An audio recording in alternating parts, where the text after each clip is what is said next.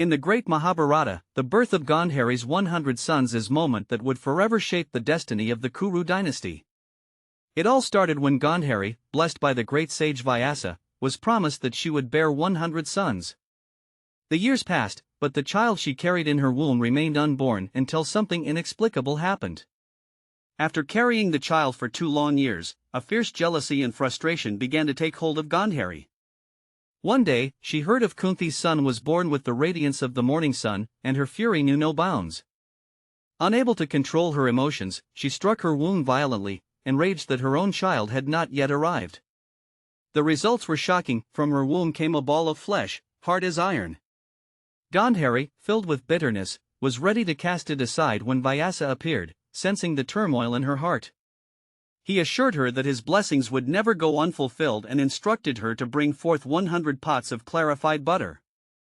As Gandhari followed his command, the ball of flesh split into 100 pieces, each the size of a thumb.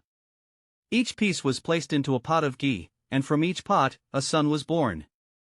The first of these was none other than Duryodhana, and as soon as he cried, the earth seemed to tremble.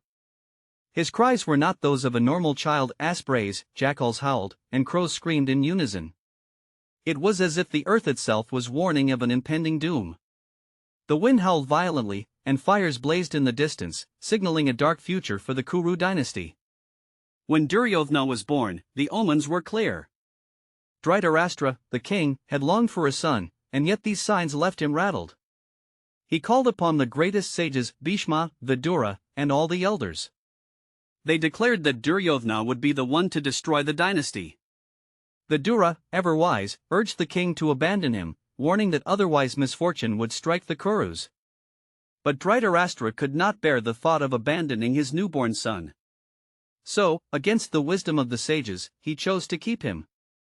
As the days passed, 99 more sons were born, each stronger than the last.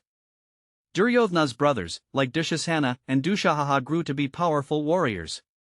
Together, they united in their rivalry against the Pandavas. The blessing of Vyasa also brought forth a daughter, Disala. As the Kurus grew, their legacy became increasingly marked by fate and destiny, one that would eventually lead to the greatest war ever fought, the Mahabharata. This shocking tale of the birth of Gandhari's sons, with all the omens and signs surrounding it, reveals that destiny cannot be avoided. The Kuru dynasty, in its grandeur, was doomed to a tragic end.